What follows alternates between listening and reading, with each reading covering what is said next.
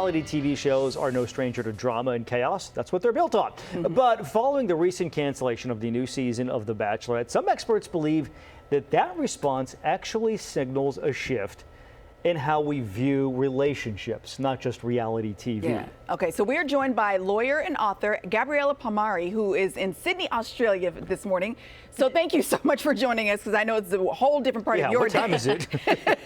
Thank you. Thanks for having me. It is very early. Oh, my goodness. Well, you've got more about these modern dynamics and how they're changing.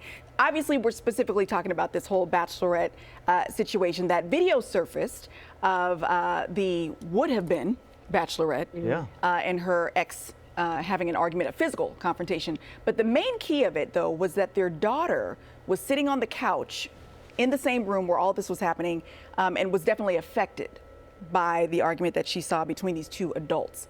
So now the video is floating around on social media, and you're saying that people are now saying, okay, enough is enough with the chaos and the drama.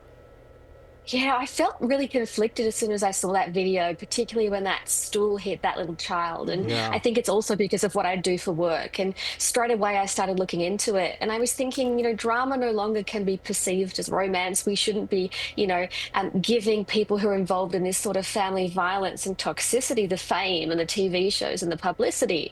And I think audiences, realistically, they're seeing a shift now. People are starting to recognize that what used to be seen as passion, high ratings is actually really emotional instability, and it's a lack of safety. And I think this really matters, because when TV shows start normalizing, volatile behavior, we're starting to really blur that line between drama and harm. And these days, audiences, I think they're definitely more emotional literate. They're asking the harder questions about what they're watching, and they're starting to understand that it's the unpredictability and the control and the conflict that maybe isn't romantic. So you mentioned that you have started to see this show up in your work. We mentioned you are a lawyer. How is this showing up in your work? I mean, I see it every day, and relationships start off as they don't look obviously unsafe. We see the intensity, the passion, the relationship's all consuming, but over time, that intensity, it becomes conflict, and then that conflict starts to escalate, and we start seeing patterns of emotional dysregulation, the controlling behavior, the communication breaking down, and that then turns into family violence. And that's what I saw in this video. I've been watching this show, all the seasons of it, and you see that so deeply. So when I talk about these, these topics and these issues, it's not theory, it's really grounded. I mean, family law is full of it, and we're seeing these dynamics play out, moving, from chemistry and love to something that's genuinely unsafe, and people need to start stepping in. I want to ask you, Gabriella, about how this impacts society as a whole, because, for example, I'm going to use this example of Shani Henderson, who is the creator of Basketball Wives. She's gone on record acknowledging that it's not the best look for Black women, women of color, to be looked at in this light, in this chaos, and there's drama, and they're yelling, and there's fighting, and all that kind of stuff. So, but it seems like for so many years that was acceptable for certain groups, but now maybe it's not for other groups. Are you seeing any impacts societally where that's concerned as well?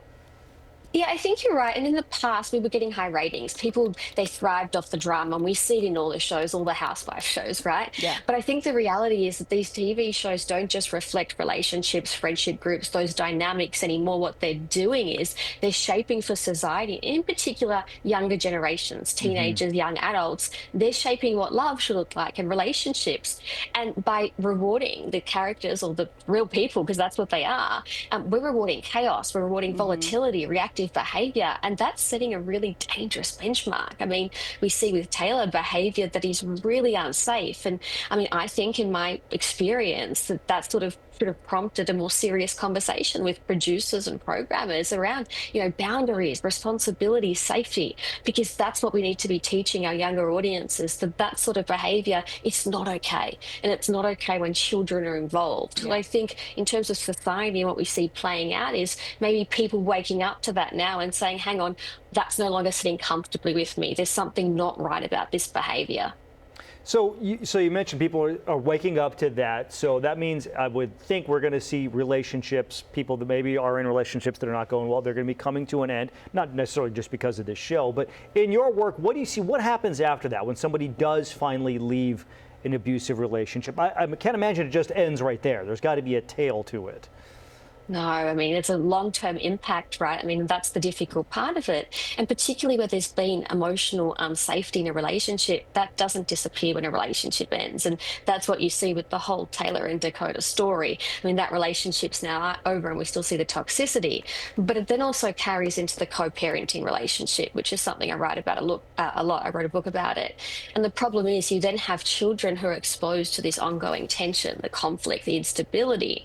So what we need to do is start protecting these children by, imploring these adults to say, wake up to yourselves and start putting in place the right strategies to co-parent more healthy, to get rid of that the toxicity, because they've got the responsibility to create safety for the children. The risk isn't the relationship between the adults, it's the ongoing environment for the kids afterwards. Yeah. Gabriella Pomare, she's the author of The Collaborative Co-Parent. You can find her book on Amazon as well as Barnes & Noble.